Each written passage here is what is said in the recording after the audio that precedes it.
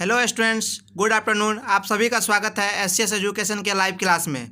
तो स्टूडेंट्स, आज की क्लास में हम लोग हिस्ट्री के सेकेंड चैप्टर को देखने वाले हैं और सभी स्टूडेंट को सूचित करते हैं जो स्टूडेंट्स हमारे चैनल पर पहली बार आए हैं सभी स्टूडेंट्स चैनल को सब्सक्राइब कर दें और सभी स्टूडेंट्स क्लास की वीडियो को लाइक करना ना भूलें और अपने दोस्तों के साथ भी शेयर करना ना भूलें। तो मैं सभी स्टूडेंट से कहना चाहता हूँ या आग्रह करता हूँ कि आप लोग सभी अपने फ्रेंड के साथ इसको शेयर करें और सभी स्टूडेंट्स जो है इस क्लास को अवश्य ज्वाइन करें, क्योंकि ये सभी क्लास आपके लिए बहुत ही इंपॉर्टेंट है।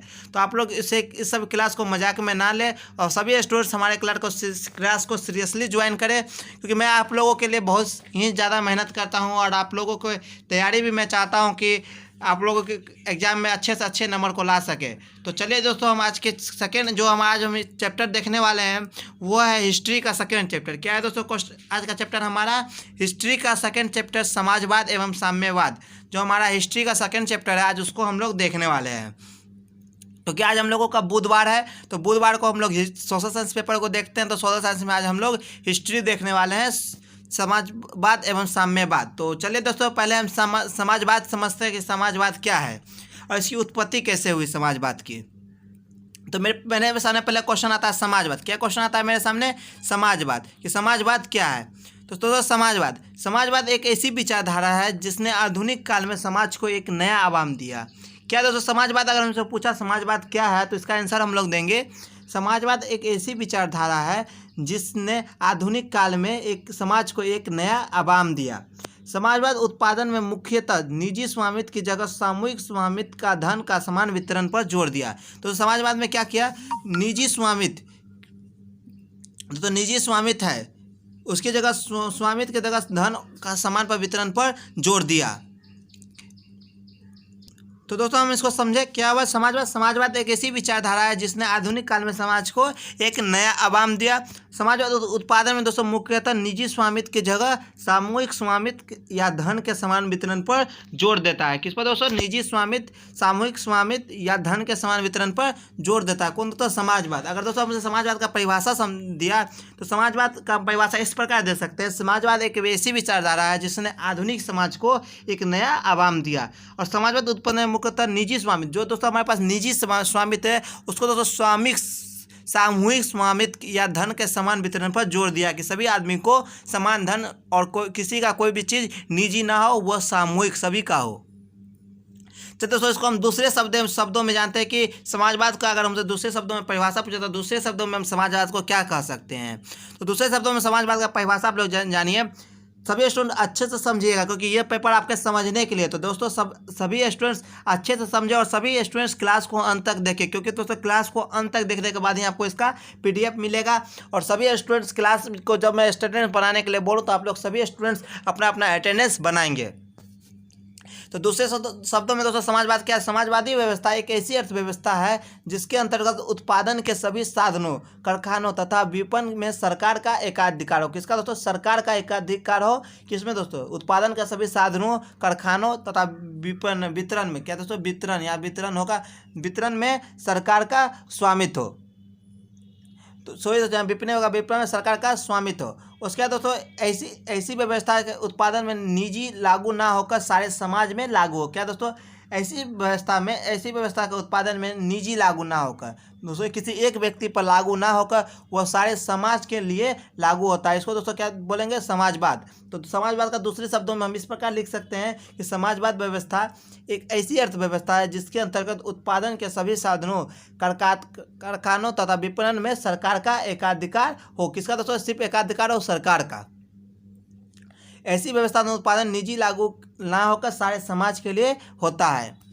चलिए दोस्तों, अब जानते हैं कि समाजवाद की उत्पत्ति कैसे हुई। क्या दोस्तों क्वेश्चन हमारा है समाजवाद की उत्पत्ति। तो दोस्तों हम जानते हैं कि समाजवाद की उत्पत्ति मूलतः 18वीं सदी में औद्योगिक क्रांति के फलस्वरूप हुआ था। कब दोस्तों? ये आपके लिए इंपॉर्टेंट ऑब्जेक्टिव पॉइंट बन रहा है कि समाजवादी भावना का उदय मूलतः 18वीं शताब्दी में औद्योगिक क्रांति के फलस्वरूप हुआ था। किसका दोस्तों? औद्योगिक क्रांति के फलस्वरूप हुआ था। ये ऑब्जेक्टिव भी पूछ सकता है, इसलिए आप लोग इस पॉइंट को अच्छे से याद कर लेंगे। उसके दोस्तों औद्योगिक क्रांति ने सभी देशों के आर्थिक व्यवस्था में आमूल परिवर्तन कर दिया। क्या दोस्तों, औद्योगिक क्रांति ने क्या किया?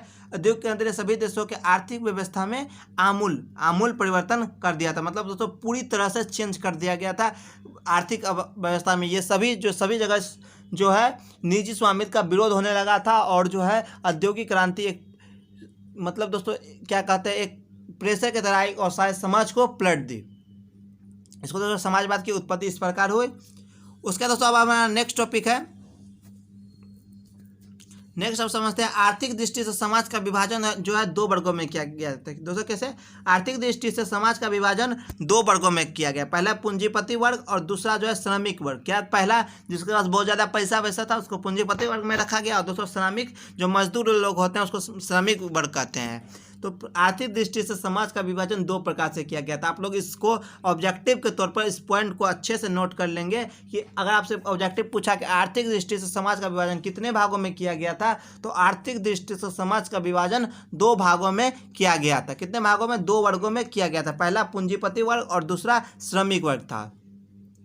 तो सभी स्टूडेंट्स को यहाँ तक समझने में कोई भी दिक्कत नहीं। चलिए अब हम आगे बढ़ते हैं और नेक्स्ट हम जानते हैं अब कि यूटोपियन समाजवादी। क्या दोस्तों? यूटोपियन समाजवादी अब हम नेक्स्ट जानते हैं।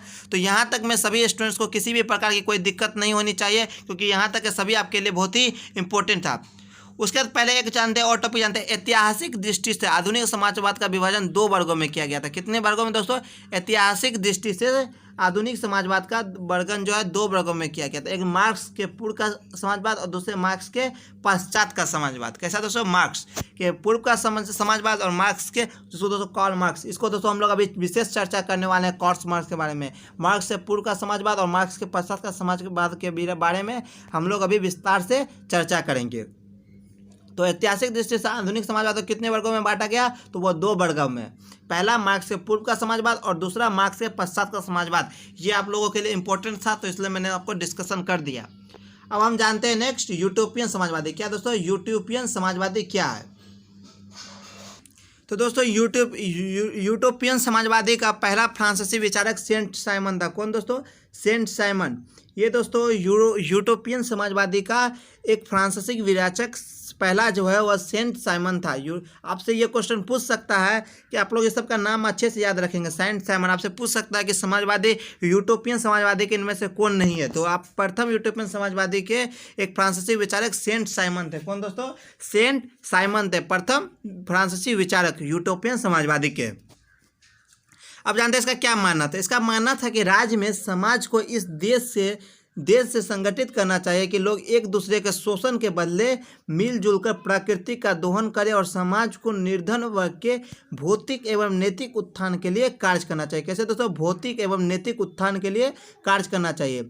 इसने दोस्तों क्या घोषित किया था? इसने घोषित किया था कि प्रत्येक को उसकी क्षमता के अनुसार तथा प्रत्येक को उसके कार्य के अनुसार आगे के समाजवाद का मूलभूत नारा बन गया। तो उसने क्या घोषणा किया था?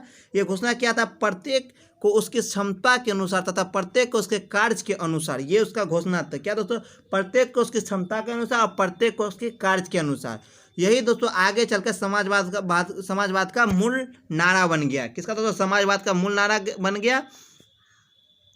तो इसका कहना था कि देश के संगठित करना चाहिए, देश को एक जगह संगठित करना चाहिए और एक दूसरे को शोषण के बदले मिलजुल कर प्राकृतिक जो उत्पादन है उसका दोहन करना चाहिए, और समाज में जो निर्धन वर्ग गरीब वर्ग हैं उसके भौतिक एवं नैतिक उत्थान करना चाहिए।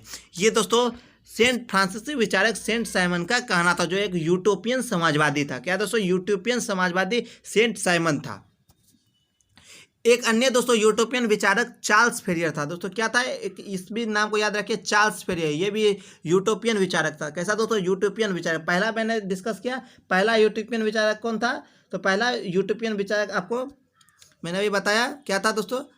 Saint Simon. पहला विचारक था सेंट साइमन और दूसरा क्या है? Charles Fourier. क्या है दोस्तों?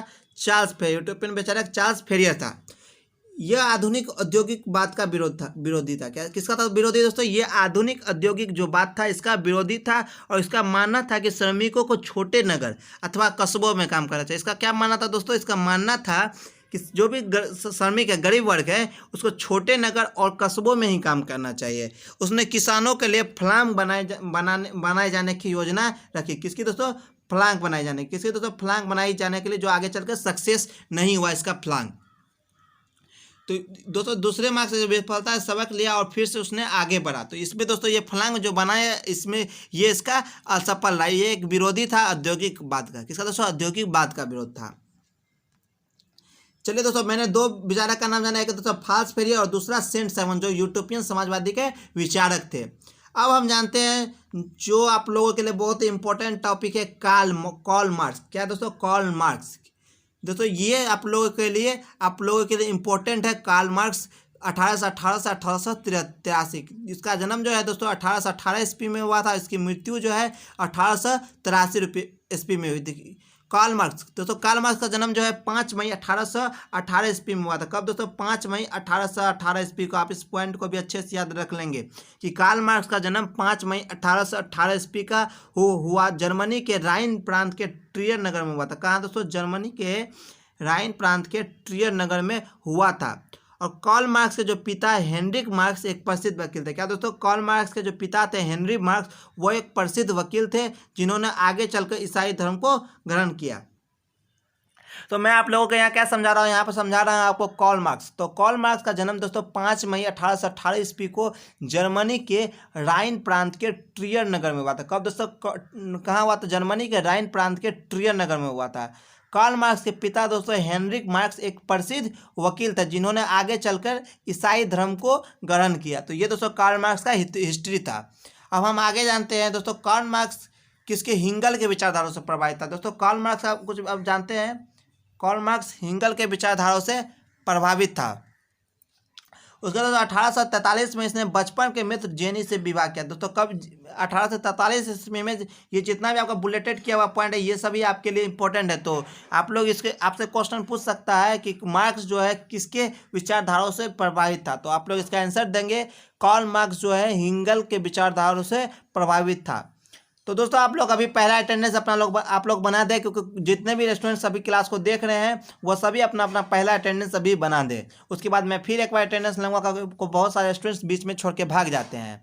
तो दोस्तों आप लोग जल्दी जल्दी अपना अटेंडेंस बनाएं, तत्काल मैं आपको यहाँ समझाता हूँ। तो 1843 में इसके बचपन में किससे विवाह किया? जेनी से विवाह किया। उसके दोस्तों कार्ल मार्क्स की मुलाकात पेरिस में 1844 ईस्वी में फ्रेडरिक रंगेल्स किससे? दोस्तों फ्रेडरिक रंगेल्स से हुई थी जिन्होंने जीवन भर इसकी गहरी मित्रता रही। कब तक दोस्तों? जीवन भर इसकी गहरी मित्रता रही। किससे दोस्तों? फ्रेडरिक रंगेल्स से।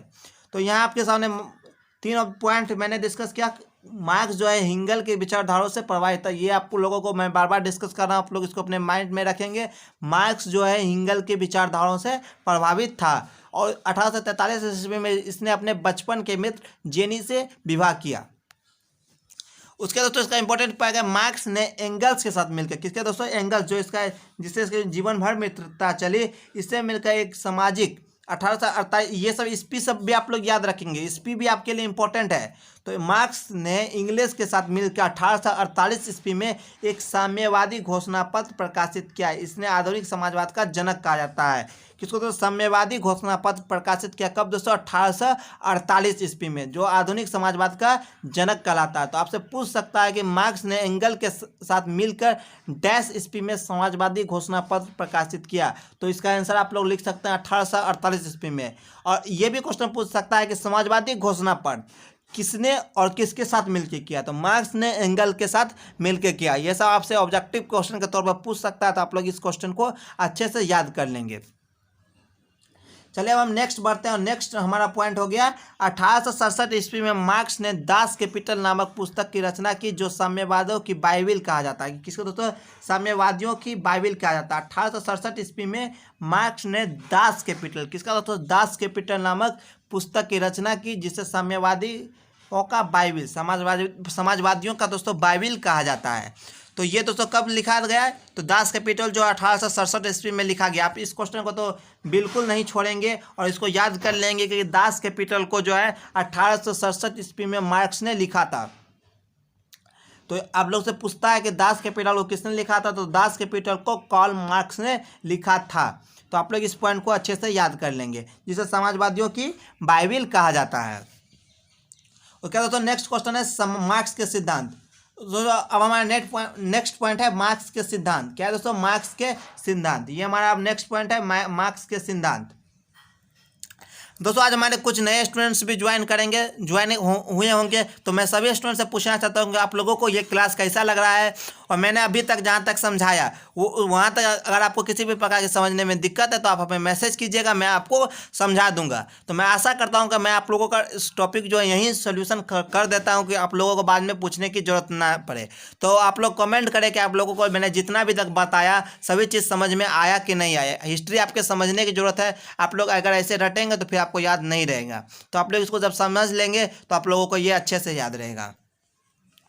तो मार्क्स का दोस्तों पहला सिद्धांत क्या था? द्वैंतिक भौतिकवाद का सिद्धांत। अगर आपसे पूछता है कि मार्क्स के क्या सब सिद्धांत थे तो मैं उसमें लिख सकता हूँ कि पहला उसका द्वैंतिक भौतिकवाद का सिद्धांत था, दूसरा वर्ग संघर्ष का सिद्धांत था, तीसरा इतिहास की भौतिकवादी व्याख्या, उसका चौथा दोस्तों मूल्य एवं अतिरिक्त मूल्य का सिद्धांत, उसके बाद राज्य एवं वर्गहीन समाज की स्थापना। क्या दोस्तों? राज्यहीन एवं वर्गहीन समाज की स्थापना। तो कार्ल मार्क्स के जो है टोटल 5 सिद्धांत है। कितने दोस्तों? 5 सिद्धांत है। पहला द्विधात्मक भौतिकवाद का सिद्धांत, दूसरा वर्ग संघर्ष का सिद्धांत, तीसरा इतिहास की भौतिकवादी का व्याख्या, मूल एवं अतिरिक्त मूल्य का सिद्धांत, और राज्यहीन एवं वर्गहीन के समाज की स्थापना। ये आपसे सब्जेक्टिव में पूछ सकता है कि कार्ल मार्क्स के सिद्धांत को लिखे। तो हम कार्ल मार्क्स अगर हमसे सिद्धांत पूछेंगे तो हमसे हम ये 5 पॉइंट लिख देंगे तो आपको 2 नंबर मिलेगा। ये आपसे 2 नंबर में पूछता है कि मार्क्स के सिद्धांत को लिखे, तो आप लोग ये आंसर्स में दे सकते हैं। अब हमने नेक्स्ट पॉइंट के बढ़ते हैं और नेक्स्ट है हमारा ऐतिहासिक भौतिकवाद। क्या दोस्तों? नेक्स्ट पॉइंट अब वो है, अब डिस्कशन करेंगे, वो है ऐतिहासिक भौतिकवाद।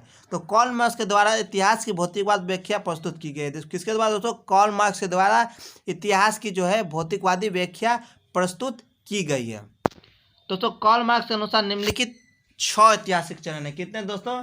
निम्नलिखित 6 ऐतिहासिक चरण है। किसके? तो कार्ल मार्क्स के। तो दोस्तों कार्ल मार्क्स के अनुसार निम्नलिखित 6 ऐतिहासिक चरण है। पहला दोस्तों क्या है? तो ऐतिहासिक भौतिकवाद का जो है व्याख्या कौन किया गया था? तो कार्ल मार्क्स ने किया था। और कार्ल मार्क्स के दो ऐतिहासिक चरण के 6 चरण में व्याख्या किया गया है। पहला दोस्तों आदिम समाजवादी युग। क्या दोस्तों? पहला किया गया आदिम समाजवादी युग, जिसको एज ऑफ प्रिमिटिव कम्युनिकेशन बोलते हैं। तो पहला उसने डिस्कस किया आदिम साम्यवादी युग। दूसरा दोस्तों दास्ता का युग। किसका दोस्तों? दूसरा दास्ता का युग। तीसरा सामंती का युग। किसका दोस्तों? सामंती का युग। चौथा दोस्तों पूंजीवादी युग। पांचवा समाजवादी युग और छठा साम्यवादी युग। तो ये दोस्तों 6 ऐतिहासिक चरण जो है कार्ल मार्क्स के द्वारा दिए गए हैं। आदिम साम्यवादी युग, दास्ता का युग, सामंती का युग, पूंजीवादी युग, समाजवादी युग और साम्यवादी युग। अगर आपसे पूछा कि कार्ल मार्क्स से कितने ऐतिहासिक चरण है तो कार्ल मार्क्स के 6 ऐतिहासिक चरण है। जो छठा चरण जो है आने वाला है था, ये कार्ल मार्क्स छठा चरण आने वाला है। इस प्रकार कार्ल मार्क्स के अनुसार निम्नलिखित 6 ऐतिहासिक चरण है। पहला आदिम समाजवादी युग, दास्ता युग, सामंती युग, पूंजीवादी युग, साम्यवादी युग जिसको सोशलिस्ट एज बोलते हैं, और साम्यवादी युग कम्युनिस्ट एज। तो ये ये कार्ल मार्क्स के कुछ ऐतिहासिक चरण हो गए। अब हम जानते हैं कार्ल मार्क्स का प्रथम अंतर्राष्ट्रीय संघ में क्या सब हुआ था। क्या दोस्तों? कार्ल मार्क्स का प्रथम अंतर्राष्ट्रीय संघ, जो मार्क्स का प्रथम अंतर्राष्ट्रीय संघ था, अब इसके बारे में हम चर्चा करते हैं। तो आज के क्लास में हम पूरा मार्क्स के बारे में जानेंगे और कल के क्लास में हम लोग वैश्विक क्रांति 1917 की बात करेंगे। उस कल के क्लास में हम लोग खूनी रविवार के बारे में चर्चा करेंगे। तो ये सब के बारे में चर्चा दोस्तों जो है हम कल के क्लास में करेंगे। तो आज हम लोग मार्क्स के बारे में पूरे पढ़ लेते हैं। तो मार्क्स का दोस्तों प्रथम अंतर्राष्ट्रीय संघ, तो 1864 में प्रथम अंतर्राष्ट्रीय संघ की स्थापना की गई थी। कब दोस्तों? 1864 में प्रथम अंतर्राष्ट्रीय संघ की स्थापना की गई थी। कब? 1864 में प्रथम। ये आपके लिए इम्पोर्टेंट है, ऑब्जेक्टिव में बन सकता है कि प्रथम अंतर्राष्ट्रीय संघ की स्थापना कब की गई थी। तो इसका आंसर होगा 1864 ईस्वी में।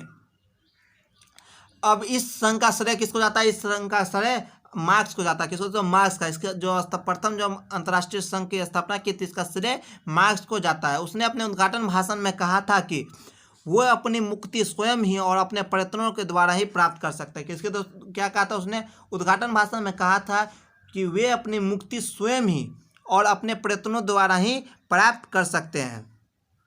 ये दोस्तों कार्ल मार्क्स ने पहला भाषण में कहा था। पहला भाषण जो उद्घाटन भाषण था उसमें वे अपनी मुक्ति स्वयं ही और अपने प्रयत्नों द्वारा प्राप्त कर सकते हैं, ये उन्होंने चेष्टा की थी। इसलिए कहा था कि जब तक उत्पादन के साधनों का स्वामित्व व्यक्ति के हाथों में रहता है, तब तक मशीनों का सुधार, उद्योग में विज्ञान के प्रयोग तथा उत्पादन कला में किसी भी सुधार से श्रमिक की स्थिति में कोई भी सुधार नहीं होगा। इसने अपने प्रथम अंतर्राष्ट्रीय संघ में कहा था। आप लोग इसे ध्यान से सुनेंगे, जो बातों को मैं अभी पढ़ रहा हूँ, जो बातों भी मैं कह रहा हूँ, आप लोग उस बातों को अच्छे से ध्यान में रखें, क्योंकि ये आपको PDF में नहीं मिलेगा। मैं आपको सिर्फ बता रहा हूँ कि इसने जो पहला चेष्टा की थी, पहला जो भाषण दिया था, उसमें क्या सा कहा था। तो इसने कहा था कि जब तक उत्पादन के साधनों का स्वामित्व व्यक्तिगत हाथों में रहता है और तब तक मशीनों का सुधार, उद्योग में विज्ञान के प्रयोग तथा उत्पादन कला में किसी भी प्रकार का सुधार में श्रमिकों की स्थिति में कोई भी सुधार नहीं हो सकता। इसलिए उसका अंतिम लक्ष्य पूंजीवादी का विनाश होना चाहिए था। क्या दोस्तों, इसका अंतिम लक्ष्य क्या था? पूंजीवादी का विनाश। इस सम्मेलन में नारा बुलंद किया गया, अधिकार के बिना कर्तव्य नहीं और कर्तव्य के बिना अधिकार नहीं। इस सम्मेलन में कौन सा नारा बुलंद किया गया? तो इस सम्मेलन में प्रथम अंतर्राष्ट्रीय संघ का जो सम्मेलन हुआ था, इस सम्मेलन में बुलंद नारा किया गया था, अधिकार के बिना कर्तव्य नहीं और कर्तव्य के बिना आधार नहीं। आप लोग को जब मैं PDF दूँ तो ये जो ब्लैंक जगह आपके सामने बचा हुआ है, तो आप इस ब्लैंक जगह में एक पॉइंट नोट करेंगे। वो पॉइंट है कि इस सम्मेलन में नारा बुलंद किया गया। तो जब मैं आपको PDF में देना भूल गया, तो आप इस ब्लैंक जगह में अपना PDF नोट करेंगे कि इस सम्मेलन में कौन सा नारा बुलंद किया। तो नारा लिख के दे देंगे कि अधिकार के बिना कर्तव्य नहीं और कर्तव्य के बिना अधिकार नहीं। ये नारा जो है प्रथम अंतर्राष्ट्रीय संघ में लगाया गया था। तो सभी स्टूडेंट्स इस क्वेश्चन को अच्छे से अपने दिमाग में बैठा ले। तो मैं आपको ये प्रथम अंतर्राष्ट्रीय संघ बताया। अब जानते हैं मार्क्स का द्वितीय अंतर्राष्ट्रीय संघ। क्या दोस्तों? द्वितीय अंतर्राष्ट्रीय संघ जो मार्क्स ने कहा था, तो इस संघ में दोस्तों अंतर्राष्ट्रीय संघ में क्या सब हुआ था?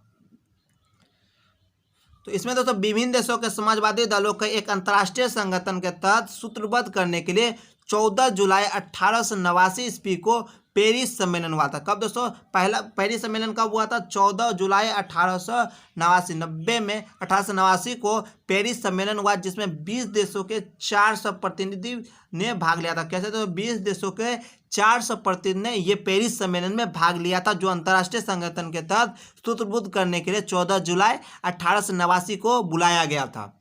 इसे ही द्वितीय अंतर्राष्ट्रीय संघ के नाम से जाना जाता है। किसे दोस्तों? इसे ही द्वितीय अंतर्राष्ट्रीय संघ, जो पेरिस सम्मेलन हुआ था, पेरिस सम्मेलन को ही द्वितीय अंतर्राष्ट्रीय संघ के नाम से जाना जाता है। तो आप लोग इस पॉइंट को अच्छे से सुन ले कि द्वितीय अंतर्राष्ट्रीय संघ पेरिस सम्मेलन को ही कहा जाता है।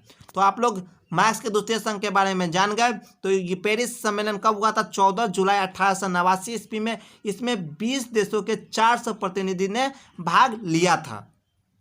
तो ये पॉइंट आपके माइंड में नोटेड हो जाना चाहिए कि पेरिस सम्मेलन 14 जुलाई 1889 ईस्वी में हुआ था। इसमें दोस्तों 20 देशों के 400 प्रतिनिधि ने भाग लिया था। और पेरिस सम्मेलन को ही दूसरा नाम से द्वितीय अंतर्राष्ट्रीय संघ के नाम से हम लोग जानते हैं। अभी दोस्तों इस सम्मेलन में क्या निर्णय लिया गया था? इस सम्मेलन में दोस्तों यह निर्णय लिया गया था कि प्रत्येक वर्ष 1 मई को मजदूर वर्ग की एकता दिवस के रूप में मनाया जाएगा। क्या सम्मेलन में निर्णय लिया गया था? इस सम्मेलन में यह निर्णय लिया गया था कि प्रत्येक वर्ष 1 मई के दिन हम लोग मजदूर वर्ग की एकता दिवस के रूप में मनाया जाएगा। क्या दोस्तों? मजदूर दिवस को एकता दिवस के रूप में मनाया जाएगा। इसने कौन? मार्क्स ने यह निर्णय लिया था कि इसमें दोस्तों जो है 1 मई को एकता दिवस के रूप में मनाया जाएगा। ये मार्क्स का सिद्धांत था। तो तभी अंतर्राष्ट्रीय संघ ने इसको जारी नहीं किया था। उसके बाद दोस्तों 1 मई को सारे यूरोप और अमेरिका के मजदूरों के हड़ताल के बाद, कब दोस्तों? 1 मई 1890 ईस्वी को। कब? 1 मई 1890 ईस्वी को सारे यूरोप और अमेरिका के मजदूरों के हड़ताल के बाद 1 मई को अंतर्राष्ट्रीय मजदूर दिवस के रूप में सारे संसार में मनाया जाने लगा। किसके दोस्तों? मजदूरों जो हड़ताल किया था, उसके बाद 1 मई 1890 ईस्वी को मजदूर दिवस सारे संसार में मनाने लगा। तो दोस्तों आपसे पूछ सकता है कि मजदूर दिवस कब मनाया जाता है? इस क्वेश्चन ये हम लोगों ने हाल में ही मनाया था, जिस दिन जो है पहला श्रमिक स्पेशल ट्रेन चला था। तो उस दिन ही 1 मई को हम लोग मजदूर दिवस के रूप में मनाते हैं, जिस दिन सभी बैंक सभी जगह अंतर्राष्ट्रीय छुट्टी रहती है 1 मई को। तो उसके जानते हैं द्वितीय अंतर्राष्ट्रीय संघ की बड़ी उपलब्धि क्या थी? क्या दोस्तों? द्वितीय अंतर्राष्ट्रीय संघ की बड़ी उपलब्धि पहला उपलब्धि दोस्तों क्या था, सैन्यवाद एवं युद्ध के विरुद्ध आंदोलन तथा सारी राष्ट्रों की बुनियादी समानता तथा राष्ट्रीय स्वतंत्रता पर जोर देना। क्या दोस्तों पहला इसका था, पहला था सैन्यवाद एवं युद्ध के विरुद्ध आंदोलन तथा सभी राष्ट्रों के बुनियादी समानता तथा राष्ट्रीय स्वतंत्रता पर जोर देना।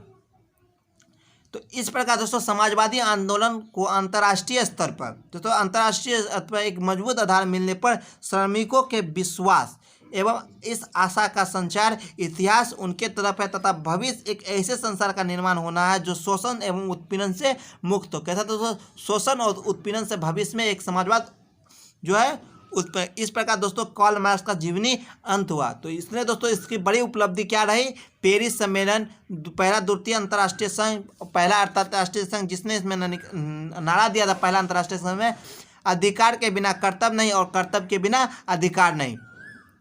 तो इसमें दोस्तों ये सम्मेलन कब हुआ था, प्रथम अंतर्राष्ट्रीय संघ, तो प्रथम अंतर्राष्ट्रीय संघ 1864 ईस्वी में हुआ था। और द्वितीय पेरिस सम्मेलन कब हुआ था, 14 अप्रैल 1889 ईस्वी को पेरिस सम्मेलन हुआ था। इसे ही द्वितीय अंतर्राष्ट्रीय संघ भी बोला जाता है। तो दोस्तों आप लोग अपना अब सेकेंड लास्ट अटेंडेंस बनाएंगे, क्योंकि मैं चाहता हूं कि अब जो स्टूडेंट्स अभी अंत तक मेरे क्लास को देखे हैं तो वो सभी स्टूडेंट्स कमेंट करें और सभी स्टूडेंट्स अपना अटेंडेंस मात्र एक बार ही बनाएंगे। कितना बार आप लोग मात्र एक बार ही ऐसे मैसेज करेंगे, कोई भी स्टूडेंट्स एक बार से दोबारा मैसेज नहीं करेंगे। सभी स्टूडेंट्स अपना नाम मात्र एक बार मैसेज करें। जब सभी स्टूडेंट्स का मैसेज एंड हो जाएगा तो सभी स्टूडेंट्स अभी हमें बताएंगे कि 1 मिनट के बाद आप लोग हमें बताएंगे कि आप लोगों का ये क्लास अच्छा लगा। तब तक हम जानते हैं कि कल के क्लास में हम लोग क्या जानेंगे या रिपीट कर रहे हैं। तब 1 मिनट के बाद आप लोग हमें बताएंगे कि आप लोगों का क्लास कैसा लगा अभी का क्लास। तो सभी स्टूडेंट्स अपना फीडबैक अवश्य देंगे जितने स्टूडेंट्स क्लास को ज्वाइन कर रहे हैं। तो कल के क्लास में दोस्तों हम लोग क्या जानेंगे, कल के क्लास में जानेंगे वैश्विक क्रांति। क्या है दोस्तों, वैश्विक क्रांति और खूनी रविवार, और इसके बारे में और आगे भी जानेंगे कि वैश्विक क्रांति क्या है। उसके बाद दोस्तों जाड़ की निरंकुशता एवं आरोग्य शासन, ये सब के बारे में कल के क्लास में जानेंगे। तो दोस्तों आप लोग अपना आंसर दे चुके होंगे। तो मिलते हैं दोस्तों नए क्लास में जिसमें हम लोग ये सब के बारे में डिस्कशन करेंगे। तो कल के क्लास में सभी स्टूडेंट्स भी आपस प्रेजेंट रहेंगे, और जो भी स्टूडेंट्स प्रेजेंट रहे मैं अगर आप अभी क्लास इन होने के बाद आप हमारे नंबर पर मैसेज करेंगे, मैं अपने नंबर से आपके स्क्रीनशॉट को मिला के उसके बाद मैं आप लोगों को PDF भेजूंगा। तो सभी स्टूडेंट्स मेरे अंदर से अपना आंसर बना दिए होंगे। मिलते हैं एक नए क्लास में, तब तक के लिए बाय।